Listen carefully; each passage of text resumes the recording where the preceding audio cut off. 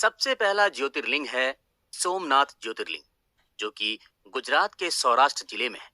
ये वही जगह है जहां पर एक पौराणिक कथा के अनुसार जरा नाम के एक शिकारी ने भगवान कृष्ण को तीर मारा था और यहीं पर भगवान कृष्ण ने पृथ्वी का देह रूप में त्याग किया था।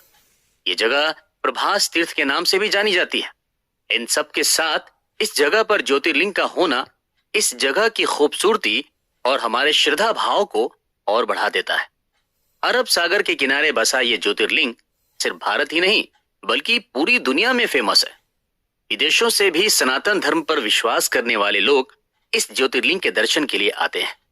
12 ज्योतिर्लिंग में सबसे पहला स्थान रखने वाले सोमनाथ ज्योतिर्लिंग की कहानी अपने आप में बहुत ही आकर्षक है। पौराणिक कथा के अनुसार कहा जाता है कि राजा दक्ष प्रजापति की 27 बेटियां थी और इन सभी की शादी चंद्र देवता यानी कि चंद्रमा के साथ हुई थी। चंद्रमा अपनी सभी पत्नियों से बहुत प्यार करते थे, लेकिन वो सबसे ज्यादा प्यार रोहिणी से करते थे, जिसकी वजह से उनकी दूसरी पत्नियां अक्सर उनसे नाराज रहती थी। एक दिन मायूस होकर सभी बेटियां अपने पिता राजा दक्ष प्रजापति के पास पहुंची। दक्ष प्रजापति की सभी बेटियों ने अपना दुख अपने पिता को सुनाया, जिस पर दक्ष प्रजापति बहुत नाराज हुए और उन्होंने चंद्रमा को समझाने की कोशिश की। उन्होंने कहा कि चंद्रमा के लिए उनकी सभी पत्नियां बराबर हैं और उन्हें सभी को एक जैसा ही प्यार देना चाहिए। लेकिन चंद्रमा रोहिणी के मोह में थे, तो उन्हें कुछ और दिखाई ही नहीं दे रहा था।